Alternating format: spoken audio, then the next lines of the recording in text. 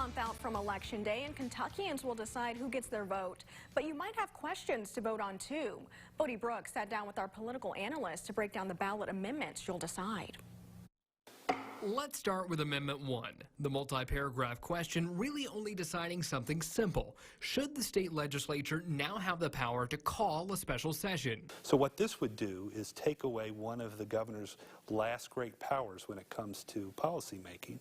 As Fox 56 political analyst Jonathan Miller explains, it follows a trend that started decades ago, as more executive branch power has been assumed by the General Assembly. Right now, only the governor can call a special session, and the governor can define specifically what's going to be decided in that special session, which gives him or her a lot of flexibility and authority.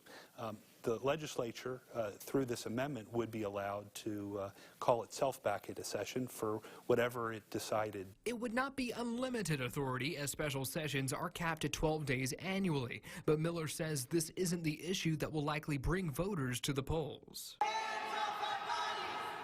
If Amendment 2 passes, there will be no right of abortion unless the mother's life is endangered. Amendment 2 will decide if Kentucky's Constitution does not protect the right to an abortion, a question already on the ballot before Roe was ever overturned. Where the dynamic before was this is an opportunity for voters to say whether they're pro-life or pro-choice, now it is about what you think about the limits of abortion. Since the right to an abortion is no longer protected at the federal level, Kentucky's trigger law immediately outlawed abortion except when the mother's life is at risk. When lawsuits came down, they looked to the state constitution for those protections, which is still being decided in court.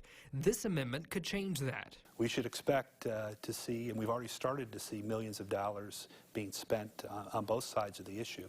For your local election headquarters, Bodie Brooks, Fox 56 News. Miller says he expects the anti-abortion sentiment to become a bit stronger here come November.